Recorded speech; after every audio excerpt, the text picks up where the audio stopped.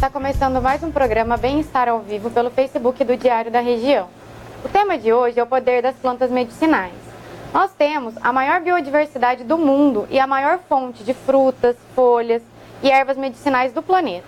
Hoje nós vamos falar sobre alguns mitos dessas práticas e as propriedades das plantas mais populares para tratar alguns problemas de saúde. A Jéssica ela vai apresentar os nossos convidados. Olá! Hoje estamos recebendo no programa o professor adjunto da Faculdade de Medicina de Rio Preto, a FAMERP, João Bosco Guerreiro, que atua com medicina integrativa. O farmacêutico e professor da Unesp de Rio Preto, Luiz Otávio Regazzini, pós-doutorado em Química Medicinal, e a bióloga com especialização em botânica, Maria Helena Carabolante, assistente de suporte acadêmico da Unesp de Rio Preto. Curta, compartilhe a nossa transmissão e envie suas dúvidas pelos comentários deste vídeo. Bom, Dr. João Bosco, algumas plantas medicinais são tão eficazes quanto os remédios usados na medicina convencional? Sem dúvida. A gente não pode esquecer que, pelo menos talvez até os anos 30 do século passado, praticamente toda a terapêutica provinha das plantas.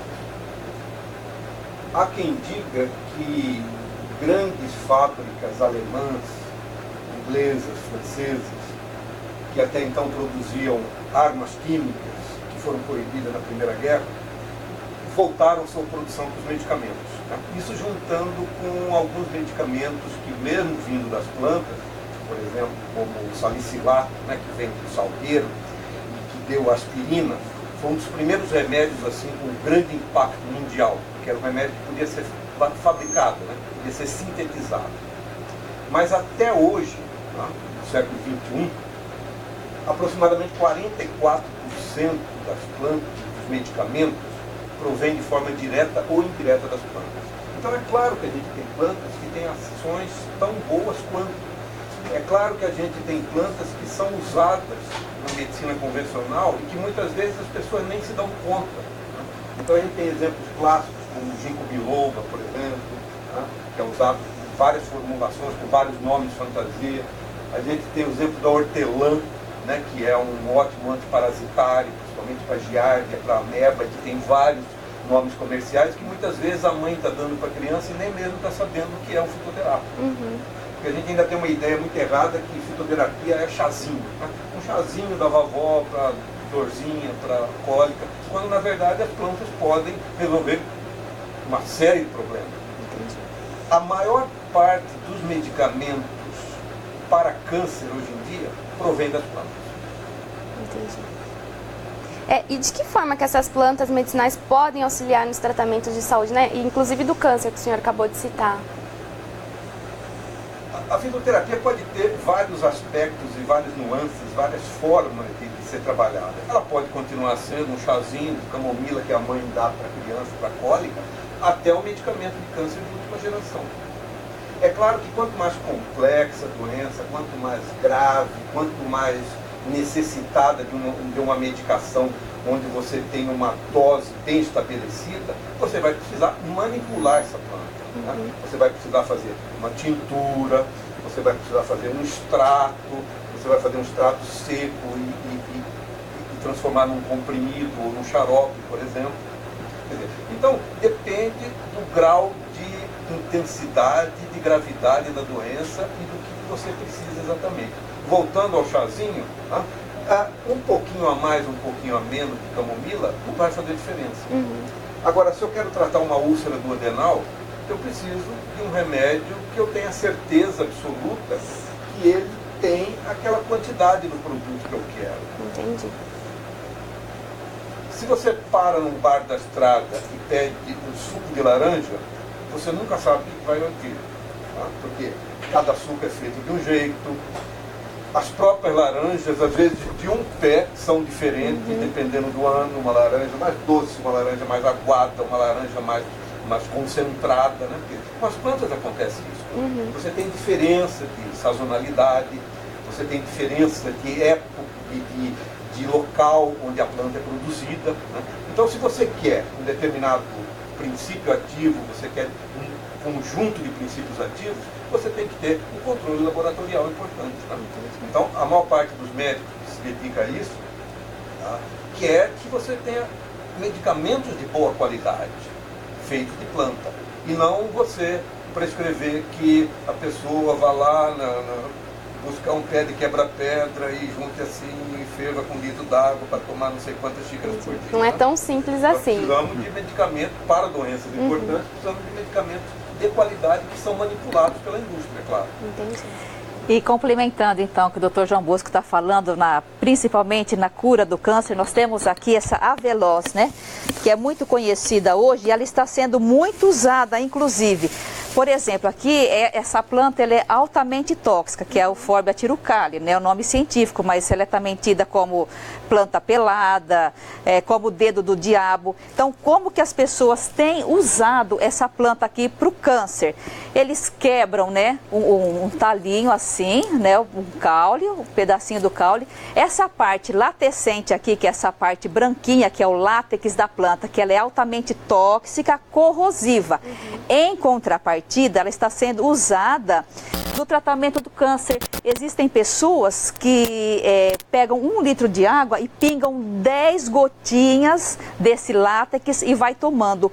Outros ainda, eles pegam inclusive na própria internet, eles colocam as gotinhas e colocam no miolo do pão e eles vão ingerindo. Então, nós sempre temos que lembrar que nós temos a ambivalência, né, da planta. Ela tanto tem o efeito tóxico como o efeito medicinal. E também nós temos que tomar muito cuidado, como o Dr. João Bosco disse, na coleta e no manuseio dessa planta. Por exemplo, o solo também, ele implica muito no princípio ativo. O adubo que é usado, onde essa planta está sendo cultivada, o horário que essa planta está sendo coletada, né? Os raios solares, eles implicam até no princípio ativo. Então, geralmente, nós colhemos essas plantas logo depois que elas saem totalmente o orvalho pela manhã ou no final de tarde, quando o sol se põe. Entendi. Tá? Assim como o doutor disse, né? A ciência ela tem trabalhado muito próxima da sabedoria popular, né? E estudado essas propriedades, um grande número de plantas medicinais nessa terapêutica. Eu queria perguntar agora para o Dr. Luiz Otávio, quais as plantas que já tiveram a eficácia comprovada? Se tem, assim, algumas que a gente pode citar. Quando sempre a gente fala em plantas medicinais, a gente tem que... É um tema bem complexo, né? Muito mais complexo que até mesmo a gente imagina, mas como o professor disse, muitas plantas elas nasceram, né, do uso tradicional, né? Esse uso tradicional ele vem passando há milhões de anos, né? Um exemplo que a gente tem muito próximo nosso é toda a sabedoria indígena, por exemplo, a sabedoria dos negros, né, que foram escravizados, foram trazidos para o Brasil. Todos esses povos eles trouxeram conhecimento dessas regiões e muitas dessas plantas elas nos acompanham, né, até hoje, né, e elas são utilizadas para diversos fins, né. Algumas habitam a nossa casa, essas a gente já sabe, né, que tem eficácia comprovada, porque no dia a dia a gente sente isso, né, uma mãe, por exemplo, dando um chá a um filho, vê, né, a questão do filho melhorar e tudo mais. Né? Até mesmo outras plantas que foram extensivamente utilizadas, né? e que tiveram toda a sua eficácia comprovada. Né? Quando a gente fala em eficácia é bem complicado, né? Porque vamos pensar no medicamento tradicional. O medicamento tradicional ele passa anos aí fazendo provas, né? Provas que vão desde ensaios laboratoriais simples, ensaios em animais, ensaios em seres humanos. Né? Então, teoricamente, as plantas medicinais, elas também, geralmente, elas passam por esses ensaios também. Então, para a gente falar, olha, essa planta é 100% eficácia comprovada, é bem complicado, mas a gente tem inúmeros exemplos, né, de plantas altamente poderosas. O caso, né, da espinheira santa, por exemplo, que a gente sabe que ela tem grandes propriedades para úlcera gástrica, por exemplo, gastrite, né? É uma aplicação, um potencial bem grande de se transformar em um medicamento fitoterápico, por exemplo. Né? Entre outras, muitas plantas europeias também, né, que a gente nem imagina, mas elas fazem parte, tem uma eficácia muito grande, por exemplo, cava-cava, né, ginkgo biloba, ginseng, plantas que têm um poder medicinal muito grande. Né? Então a eficácia, a gente tem o nosso conhecimento e o conhecimento laboratorial já trouxe muitas plantas industrializadas para nós. E assim, a gente precisa desfazer uma confusão, assim. Usar o termo planta medicinal e fitoterápicos como sinônimo. Qual é a diferença entre esses?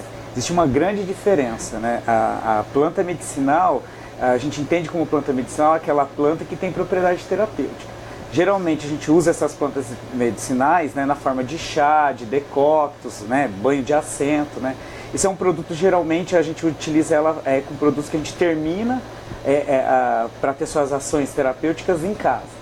Um fitoterápico não. O fitoterápico ele é um medicamento, né, ou industrializado ou por intervenção galênica, né, por exemplo, numa farmácia de manipulação. Ele é um produto que, além, né, de ser a base de planta, seu princípio ativo é a base de uma planta, ele tem outros componentes químicos que vão constituir aquele medicamento, né? Essa definição é importante porque no Brasil, né, as plantas medicinais elas são reguladas através do Ministério da Agricultura, né? Então as plantas medicinais hoje elas são mais vistas no Brasil, né, como se elas são alimentos, né? Já os fitoterápicos não. Os fitoterápicos eles são medicamentos. Então existe uma necessidade toda, como o professor Guerreiro disse aqui, questões relacionadas à qualidade, nas boas práticas de produção. Então, assim, um fitoterápico ele pode se apresentar para nós de inúmeras formas, né? Então, pode ser um xarope, ele pode ser um comprimido, ele pode ser uma cápsula. O que acontece é que lá dentro, né, o princípio ativo é de uma planta. Pode ser um extrato, pode ser um composto, né, dessa planta que tem alguma ação terapêutica. E já os medicamentos fitoterápicos, eles já são totalmente regulamentados pela Anvisa, né? Eles são medicamentos, então eles têm que falar a linguagem dos medicamentos, né? Isso causa muita confusão, porque existem até, inclusive, né, todas as questões, por exemplo, de prescrição médica. Muitos medicamentos fitoterápicos, eles exigem prescrição médica devido a ter um efeito muito, aquele efeito que a gente procura, efeito terapêutico, mas também tem sérias reações adversas. Nós nunca podemos esquecer disso, né? Junto com toda essa maravilha desses efeitos terapêuticos que as plantas trazem, né, as plantas que são muito potentes, elas também trazem para nós efeitos adversos. E isso tudo tem que passar pela prescrição de um médico, né, pela assistência de um farmacêutico ali que vai, né, ajudar a entender como esse medicamento deve ser tomado, né? Então as pessoas têm que identificar essas diferenças e saber que elas têm utilidades diferentes em momentos diferentes, né?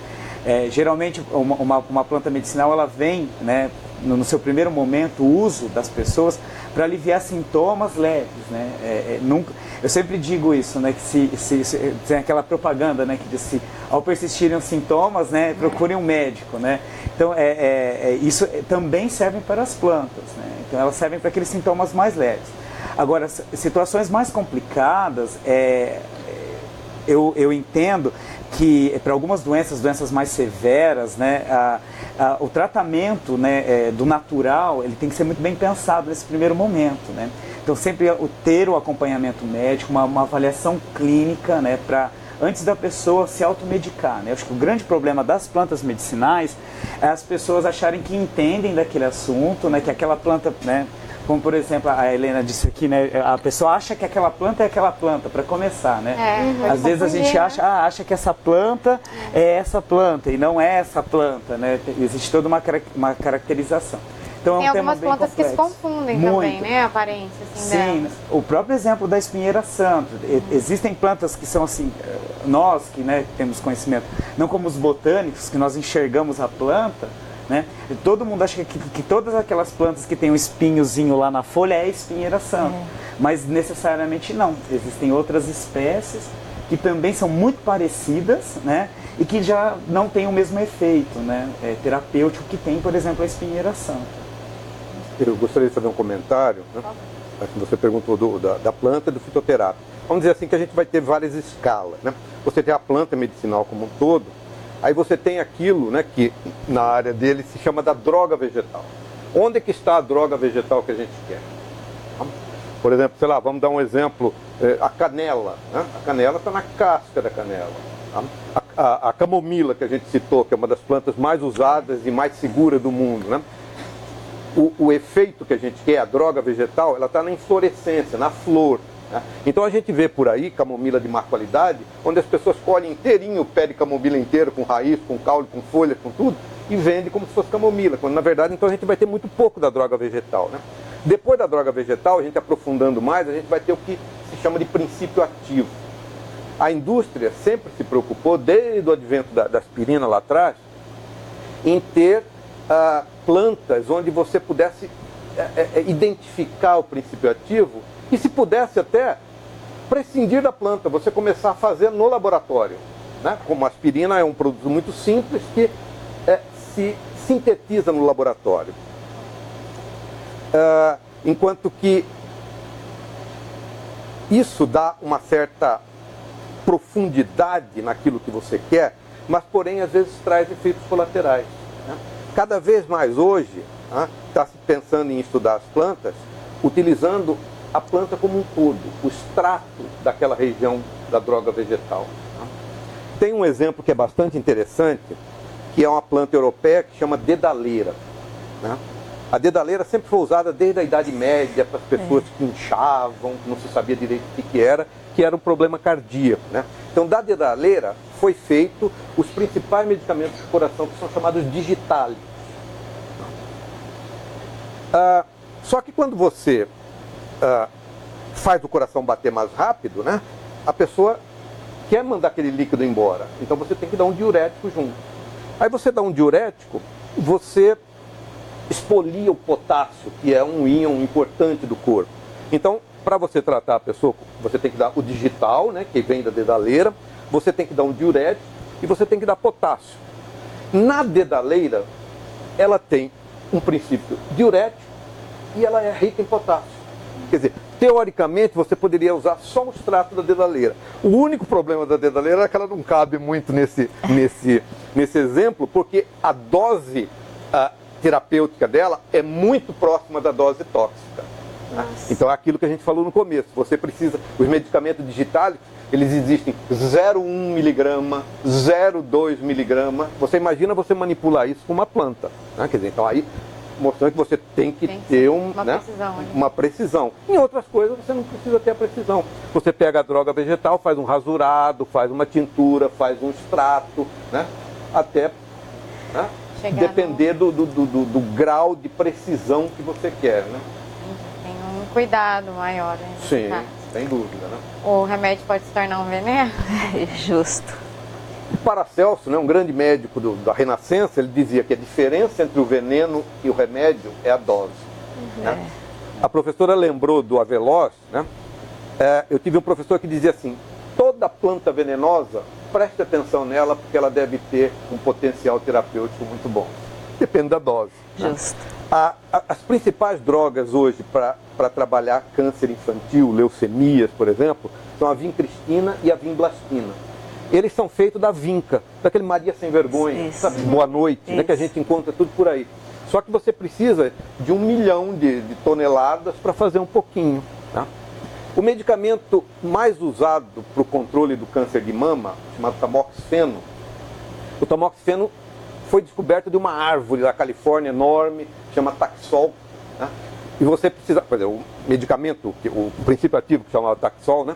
De uma árvore enorme, você precisava também cortar uma árvore, uma coisa que era insustentável para você poder fazer o medicamento. E o medicamento foi até esquecido durante um certo tempo. Aí um professor escocês descobriu na Europa um arbusto que era da mesma família dessa árvore enorme. E isso permitiu que se explorasse o Taxol.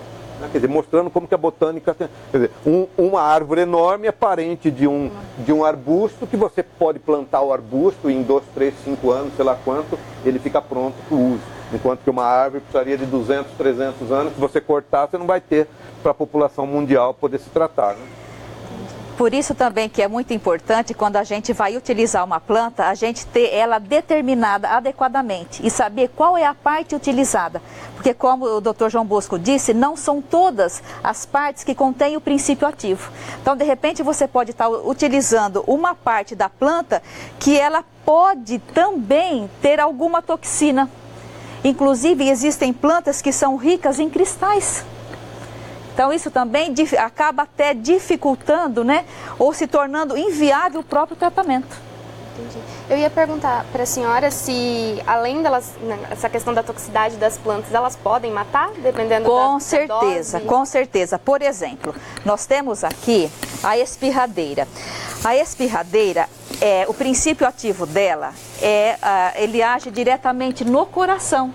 Né, que é o caso da dedaleira lá também, né? Que é o seu Ela é meio parente, né? Justo. O princípio ativo dela é o cardiotônico, né? O glicosídeo cardiotônico. Então, que ela vai agir diretamente sobre o coração. E nós temos lá na antiguidade relatos de que um conjunto lá, uma equipe de soldados foram fazer um churrasco e utilizaram o caule para poder fazer o espeto. Teve assim, a maioria vieram a falecer mesmo, né? Por causa da toxicidade da planta. E essa planta é muito comum, É muito comum, a gente encontra ela inclusive em portas de escola, praças, né? Essa daqui, por exemplo, eu peguei numa calçada lá perto da minha casa. E ela, além dessa inflorescência aqui, ela apresenta ainda a cor branca e a cor de rosa mais clara. Né? Então, além de uma outra planta também que vai agir, que o princípio ativo age sobre o coração, e é muito comum nós termos nas calçadas, é o chapéu de Napoleão. Porque o fruto dele parece mesmo um chapéuzinho de Napoleão. E as pessoas que têm problema cardíaco, muitas vezes pegam a semente e colocam sobre o peito, achando que isso, né, vai assim, amenizar o problema. Tá? Entendi. Então, assim, nem tudo que é natural, né, não faz mal, faz. Tem que tomar muito cuidado mesmo. Então, a gente tem que ter certeza do que nós estamos utilizando, a quantidade e a procedência. Isso também é muito importante. Entendi. Antes de eu fazer a pergunta dos internados, queria fazer mais uma pergunta para a senhora. Quais são as plantas tóxicas que as pessoas têm em vasos e jardins que podem ser confundidas com plantas medicinais? Olha, por exemplo, nós temos o caso aqui do avelós, né? Que essa daqui hoje a gente já cultiva em casa, né? Que o pessoal inclusive faz árvore de Natal com ela. O Comigo Ninguém Pode, que é uma planta, a maioria das crianças que ocorre a intoxicação por plantas ocorrem com o Comigo Ninguém Pode. Por quê? Porque eles se reúnem e vão brincar de casinha. Então eles pegam uma parte aqui da planta e vão fazer comidinha. Vai cortar, né? E tinha na casa da minha avó, eu comia. Eu comia não, né? Eu brincava. Isso, e vão cortava, fazer. Era o nosso alface. Então, é alface. Eu lembro, na hora que a senhora pegou, eu lembrei. Então, o Comigo Ninguém Pode, o que é a toxidez dele, né? A quantidade de cristais. Os cristais dessa planta aqui parecem um conjunto de agulhas. Eles ficam alojados dentro de bolsinhas, né? Que são os idioblastos, que é chamado. Quando a gente pega essa folha aqui, que a gente mastiga, o que acontece? Vai quebrar a bolsinha, né? Essa bolsinha vai se romper e esses cristais, eles vão fazer o quê? Eles vão agredir a nossa mucosa e a nossa glote. Então, é o único caso de intoxicação, né? Não é recomendável, mas ainda é o único que pode dar leite e sempre correr para o médico, sempre que ocorrer um caso de intoxicação, imediatamente para o médico, mas levar inclusive o pedacinho da planta que foi ingerido. Isso é muito importante também, tá? É importante para o médico saber para o médico saber, justamente, para o médico saber qual planta foi a intoxicação para ele poder entrar com o medicamento. Suspeita, levar a criança e o que desconfiar que ela comeu. E ainda nós temos outras plantas, nós temos a leiteira, nós temos a Euphorbia pulquérrima, que é aquele bico de papagaio, que é aquela planta ornamental lindíssima, né? E outra coisa também, muitas vezes as pessoas pensam que a planta tóxica é só essa que tem o látex, né? O leitinho branquinho, não. No caso da espirradeira, o látex dela, ele é incolor, ele é da corzinha do champanhe, né? Então, ele é isso daí também que acaba confundindo muito as pessoas também, o látex, essa resininha que sai. Entendi, tá? Então isso pode descartar que não é um fator de intoxicação. Não é. Tá? Então, é isso. Não, ele é altamente tóxico. Sim, mas não que é leitoso ou é não, esse líquido. ele pode ser incolor e ele também pode ser da cor de champanhe. Entendi. Né? 1 grama do princípio ativo, por exemplo, dessa espirradeira, que é da família da Nereum oleander, ele mata um cobaia, 1 grama ele mata um cobaia. É instantâneo. Tem morte instantânea. Entendi, então. Tá? Que o princípio ativo dela é a linamarina. que tomar muito cuidado. Muito cuidado. Só né? complementando o que a Helena disse aí, um outro exemplo de planta muito comum tóxica é a mamona, né? Mamona que está em todos os lugares. O exemplo, uma semente de mamona pode, por exemplo, levar a óbito uma criança, por exemplo, se ela ingerir uma sementinha só. Entendi. É um exemplo também de planta extremamente tóxica, né? Inclusive que está bem popularizado o princípio ativo, né? A ricinina, que está naquele seriado Breaking Bad, né? No Breaking Bad eles utilizam, né? O personagem principal, ele utiliza a ricinina como agente para ele cometer todos os seus crimes, né? E a gente tem essa planta em todos os lugares, né? Todo mundo conhece nos terrenos, né? Mamona é muito comum também, é outra planta que tem muitos problemas de toxicidade. Não só as pessoas, né? Quando a gente fala de toxicidade, não é só as pessoas e as crianças, mas muitos animais também, né? Muitos animais domésticos, eles equivocadamente ali, às vezes eles comem e eles também se intoxicam, né? Cães, gatos, então a gente tem que prestar também atenção na saúde dos animaizinhos, né? Que muitas vezes eles podem ali estar se intoxicando com essas plantas. E animal é muito comum eles procurarem, né, para o estômago deles, né? Eu vejo isso com as minhas cachorrinhas em casa. E outra planta bastante interessante é a mandioca. Justo. Né? Então, a gente aqui no sul, que perdeu um pouco a tradição indígena, né? Pra gente tanto faz falar mandioca, macaxeira, o aipim, a gente acha que é a mesma coisa, né? Na verdade, a mandioca ela é um determinado tipo que tem alto teor de ácido cianídrico, né? Então, se você comê-la, né, como a gente come a macaxeira, que é o que se come aqui, né, você pode morrer. Né? Quem leu aí o 15 da Raquel de Queiroz, ou Vidas Secas do Graciliano Ramos, conhece essas histórias, né? Quer dizer, as crianças passando fome, comendo, né? E na verdade, então, os índios inventaram todo um método de você tirar esse ácido cianídrico, porque ele é muito volátil, né? Então, a partir do momento que você rala, que você cozinha, ele volatiliza e vai embora. E aí, para a planta medicinal propriamente dita, tem uma planta que é a erva Santa Maria. Não sei se as pessoas conhecem, o Chenopodium ambrosiae, né? Ele, né, até os anos 60, ele era o principal princípio ativo para verminose. Então tinha os remédios, aqueles antigos, aqueles manuais antigos lá, o Chenopodiol chamava, era o remédio, né? Então, eu recolhi uma simpatia ou uma receita aí pelo interior que eu achei muito interessante. Eu sempre falo para os alunos como exemplo da sabedoria popular, né? Misturada com um pouco de magia. Então se diz assim, que para você dar o sumo do mastruz, né, que no Nordeste chama de mastruz, tem até aquela banda, tinha a banda lá, mastruz com leite, né? Falar erva Santa Maria no Nordeste, no Norte é maconha. Né? Quer dizer, olha as confusões, você precisa saber do nome científico da coisa, né?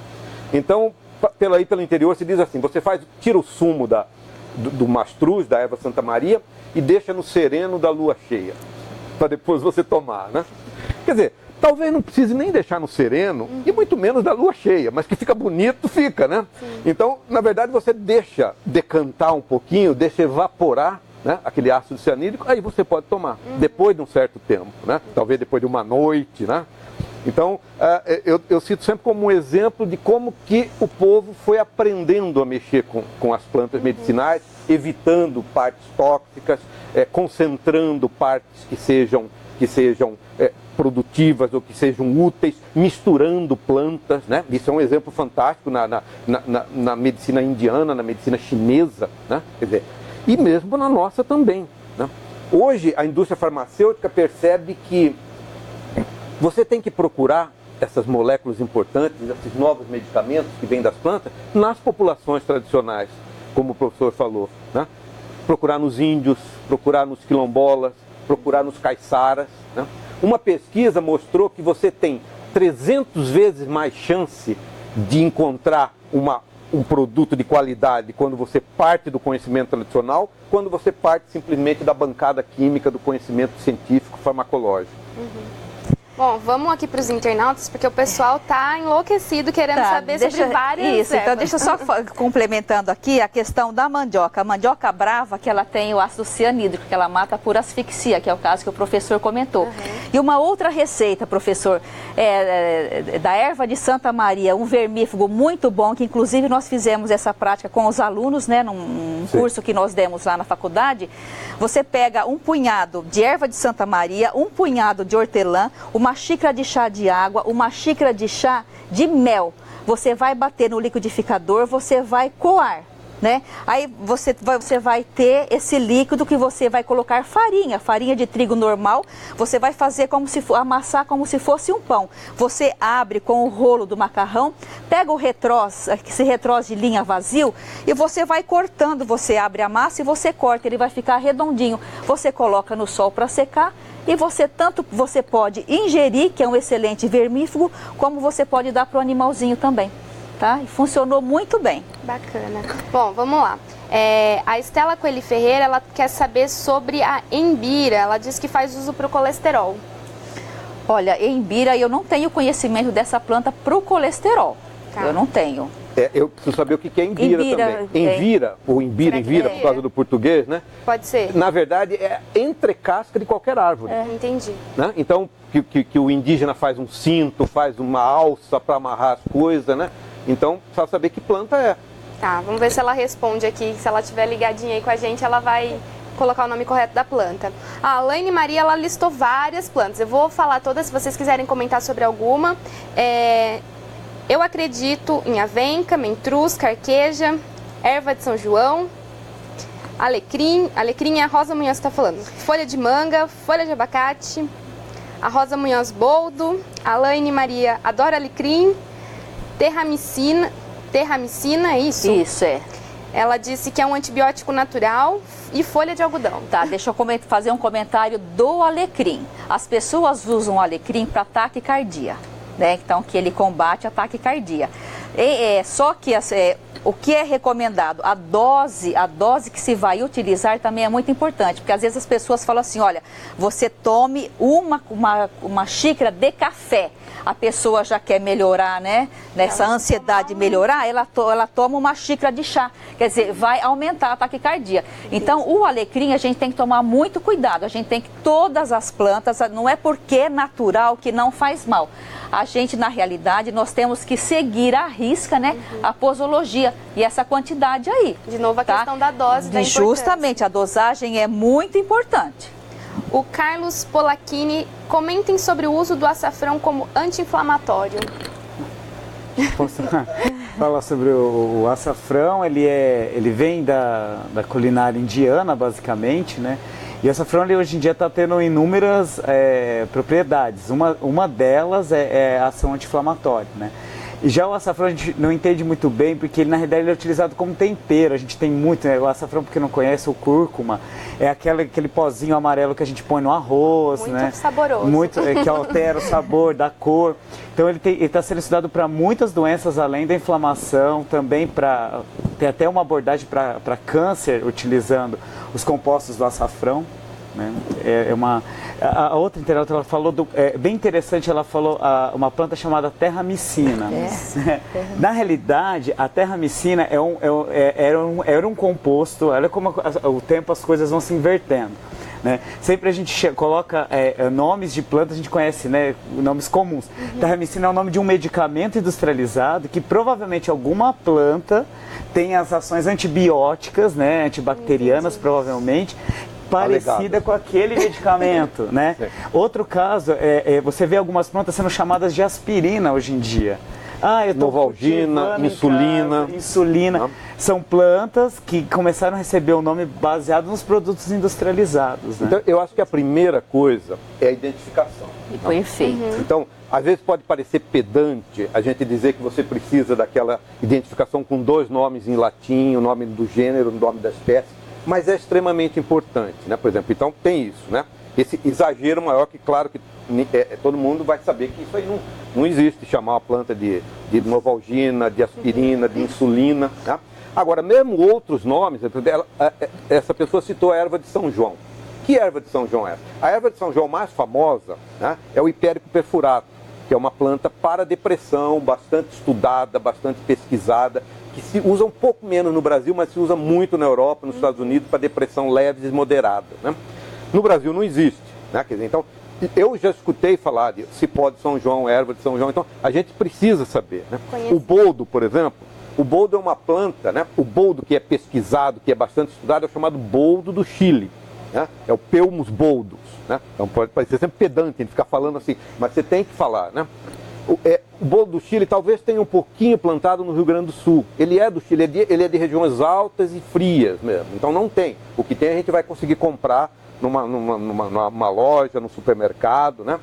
A gente tem aqui aquele peludinho, né, que é o Coleum barbato. Então, que todo mundo conhece como boldo. O Coleum barbato. Então, algumas coisas elas são parecidas, assim como são parecidas com a insulina, com a novalgina. Então, aí o povo de repente batiza, né? E tem o boldo do pingunço também, que é uma vernônia também, né? Uma planta que parece o açapeixe, né? Esse que dá nos partos, assim. Então tem esses 3 tipos de boldo. Pelo que eu saiba, tanto o peludinho, o Coleus barbato, como o boldo do pingunço, eles têm substâncias que nem se conhece direito, o professor pode falar melhor, que se começando a chamar de substâncias amargas, né? Que melhoram um pouco a digestão, melhoram o mal-estar, ajudam aquele empachamento, ou quando a pessoa bebeu muito, né? Mas que não são extremamente bem estudadas, né? Então vocês veem como é bastante difícil a gente saber quem está falando sobre o quê. Né? Hoje, só complemento, as pessoas estão procurando muitas plantas baseadas nas propriedades parecidas com Viagra, isso é muito comum, né? Então, por exemplo, tem nó de cachorro, né? Procurando as propriedades não tão terapêuticas, mas as propriedades tidas como afrodisíacas, né? Essas plantas, elas têm muito mais, elas são relacionadas muito mais a aspectos mágicos, né? Do que a aspectos propriamente que vão ali ter algum efeito, né? Então sempre a gente vê essa pergunta em palestras, né? Mas não tem nenhuma planta que pode funcionar como Viagra, né? Então assim, se sabe muito pouco dessas plantas que são chamadas as plantas afrodisíacas, né? Cipó de cachorro, nó de cachorro, por exemplo, que tem alguns efeitos cardiovasculares e que às vezes as pessoas relacionam isso, mas geralmente tem mais efeito psicológico do que um efeito exatamente relacionado ao que Viagra faz, né? A gente lembrou que o conhecimento vem do povo, né? Então, isso é uma constante. Como eu citei essa pesquisa que mostra que você tem 300 vezes mais chance. Mas não significa que tudo que o povo fala está certo. Né? Quer dizer, então, a gente tem tem por base dizer assim, mesmo na medicina convencional, quanto mais tratamento você tem para uma determinada coisa, mais significa que nenhum serve direito. Né? Então, a gente tem muito para digestão. Né?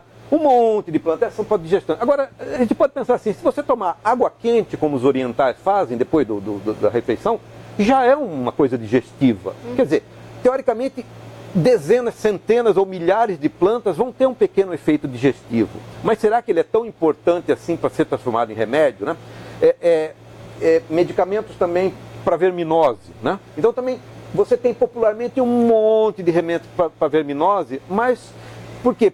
Primeiro tinha muita tênia, muita solitária, né? Então vários produtos que simplesmente irritam a tênia, ela solta os anéis, mas não significa que matou, né? Quer dizer, então a população foi agregando aquele conhecimento, você toma isso aqui e vai soltar, né, a solitária, mas não necessariamente está soltando a solitária, ela está soltando alguns anéis só, né? Entendi. A gente tem muita pergunta aqui ainda, vamos tentar responder rapidamente a todos os internautas. A Cida Pascoalon, ela está perguntando sobre a moringa oleífera, é isso? Ela quer saber como alimento, como remédio, para que é usado esse?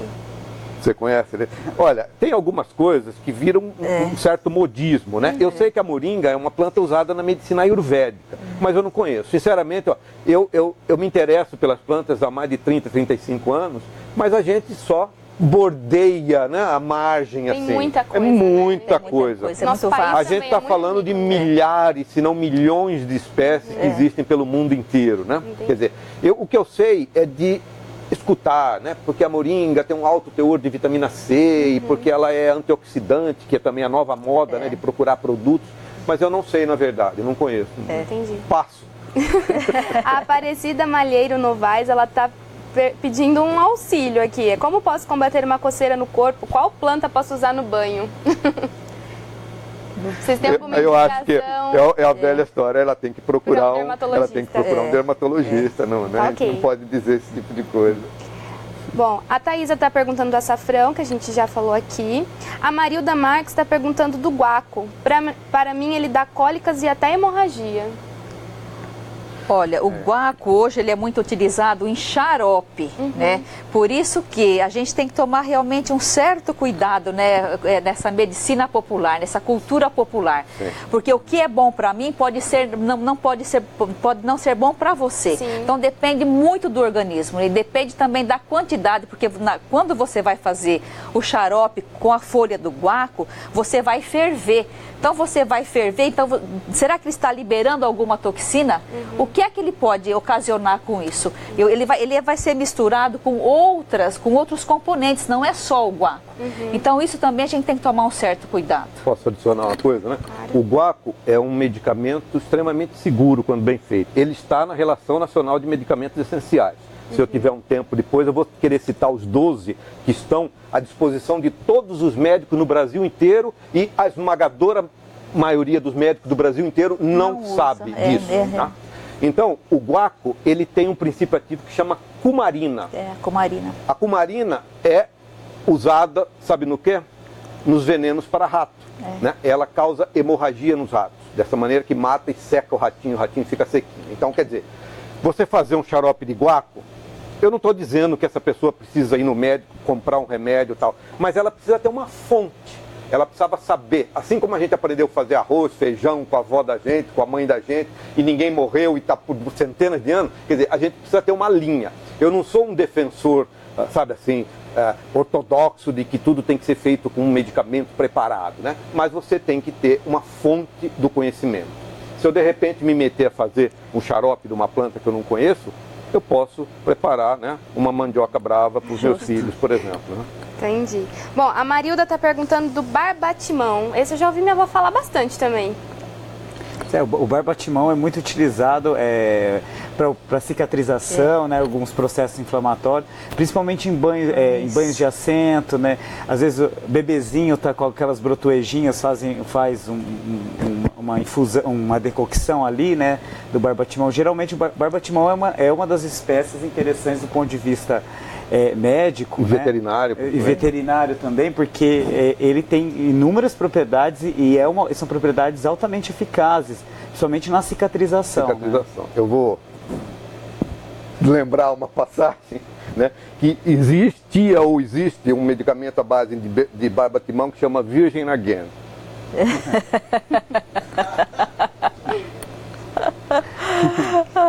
Bom, a Gabriela Miranda Ayuso perguntou do gengibre, né? Comentem sobre os usos terapêuticos do gengibre. Ele também está sendo muito utilizado em sucos detox, né?